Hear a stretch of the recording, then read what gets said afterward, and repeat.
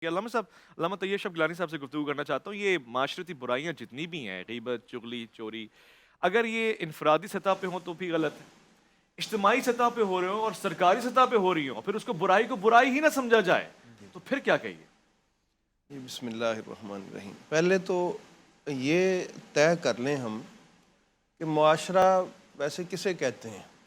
اگر معاشرے کی تعریف کی طرف چلے جائیں تو ہمارے تو ایک ہجوم ہے، کیونکہ معاشرہ تو انسانوں کے ایسے ایک گروپ کو کہا جاتا ہے جو ایک مشترکہ نسب العین پہ چل رہے ہوں، ان کا ایک مشترکات ہوں، انہوں نے ایک طے کیے ہوئے اور اس کو لے کے وہ چل رہے ہوں، وہ معاشرہ کہلائے جانے کا حقدار ہوتی ہیں وہ لوگ. اور اس کی یہ حدود کی پابندیاں نہیں ہوتی، وہ کہیں بھی ہو سکتا ہے. بہرحال ہم تو اسلامی معاشرہ کی بات کریں گے یا پھر پاکستانی معاشرہ کی بات کر لیں.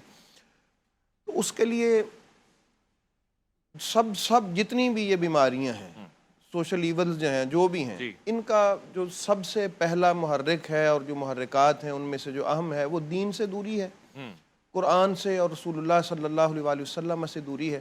اور قرآن کریم نے فرمایا نا وَيَنْهَا عَنِ الْفَحْشَاءِ وَالْمُنْكَرِ وَالْبَغْيِ. یہ جو لفظ فحشا ہے یہ ایک جامع لفظ ہے جو فکری اور عملی ہر قسم کی بے حیائی کو جامع ہے. اچھا. اللہ رب العالمین نے ہمیں اصول دیا ہے.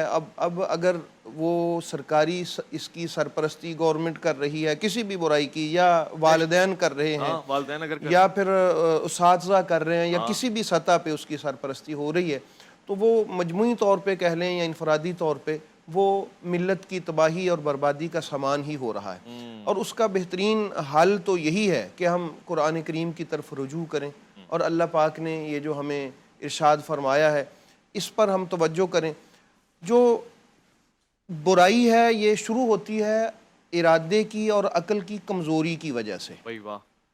جہاں جو اس کا جو اصلی بنیادی طور پہ جو فیکٹ ہے، اصل میں جب ارادہ کمزور ہو جائے بندہ مایوس ہو جاتا ہے، اور مایوسی پھر اس کو بہت سارے گناہوں کی طرف لے کے جاتی ہے. اور عقل کمزور ہو جائے، اس کو صحبت نہیں ملی کچھ ایسے اچھے لوگوں کی، یا اچھے تربیت نہیں حاصل کر سکا، یا اچھی کلاس نہیں حاصل کر سکا، صحبت کمزور رہ گئی، عقل نہ حاصل کر سکا، اس میں کمزوری آ گئی، مایوسی ہو گئی اس کے ارادے کی کمی کی وجہ سے، اب وہ گناہوں کی طرف جائے گا.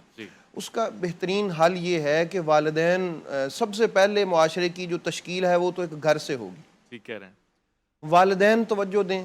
والدین خود، اگر والدین خود ہی نہیں سمجھیں گے قرآن کو، دین کو، تو وہ کسی کی کیا تشکیل، معاشرہ کو گھر سے ہی چلے گا نا، پھر محلے میں آئے گا، پھر محلے سے آگے آبادیوں میں، اور پھر ملک میں، اور پھر اس طرح آگے بڑھتا چلا جائے گا. تو اس کے لیے ضروری ہے امر کہ والدین سے لے کر معاشرے کے ہر فرد تک، ہر بندہ، چونکہ ہم مسلمان ہیں ہم اپنی بات کرتے ہیں، ہم قرآن کریم سے جڑیں. اور قرآن کریم نے جس سے منع کیا، جس طرح ان اللہ یأمر بالعدل والإحسان وإیتاء ذی القربى وینہی عن الفحشاء والمنکر والبغی، یہ ایک جامع اصول ہے.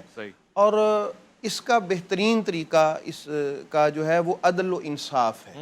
وہ والدین دیں تاکہ احساس کمتری وہاں سے شروع نہ ہو. عدل و انصاف اور اولاد کے ساتھ ایک اچھا سلوک، اور بیویوں کے ساتھ جس طرح مفتی صاحب فرما رہے تھے، گھر میں اہلیہ کے ساتھ ایسے لے کے چلنا. ہمارے ایک پیر صاحب ہیں، وہ فرمایا کرتے ہیں کہ یہ جو بیوی اور والدہ اور اپنی بہن اور بیوی، یہ دنیا میں یہی ایک پل صراط ہے. اس کو اگر اچھی طرح عبور کر گئے تو سمجھے آپ نے بہت سارا سفر طے کر لیا. اور میں یہاں ایک گھر کے حوالے سے، چونکہ گھر ایک بنیادی جگہ ہے معاشرہ جہاں سے بنتا ہے، میاں بیوی آپس میں کبھی کسی معاملے میں الجھ پڑتے ہیں. تو میرا یہ اندازہ ہے، چونکہ جو پیر لوگ ہوتے ہیں ان کا بہت ساری فیملیوں سے، ہزاروں لوگوں سے تعلق ہوتا ہے، یعنی میں نے جو سیکھا ہے، میاں بیوی کو چاہیے کہ وہ اپنے ان معاملات کو بچوں کے سامنے کبھی ڈسکس نہ کریں. ان کی وہ پھپھو ہے یا چچا ہے یا تایا ہے یا دیگر ہیں، وہ جب بچوں کے سامنے جھگڑیں گے تو نفرت کا ایک سامان پیدا ہوگا. پھر وہ بڑے ہو کے کبھی بھی ان سے محبت کا رشتہ نہیں رکھ سکیں گے. تو پہلے تو نفرت کی بنیاد یہاں سے ہی رکھی گئی. اس لیے اپنے گھر کے ماحول کو درست کریں. خدا یہ نہیں ہے کہ الجھن نہیں ہوتی، ہر گھر میں ہی ہے، تو اس کا یہ طریقہ کار ہے کہ علیحدگی میں اس کو سلجھا لیا جائے اور قرآن سے متمسک ہوا جائے. اور قرآن سے، اور آپ نے جو پہلی بنیادی بات کر دی کہ عدل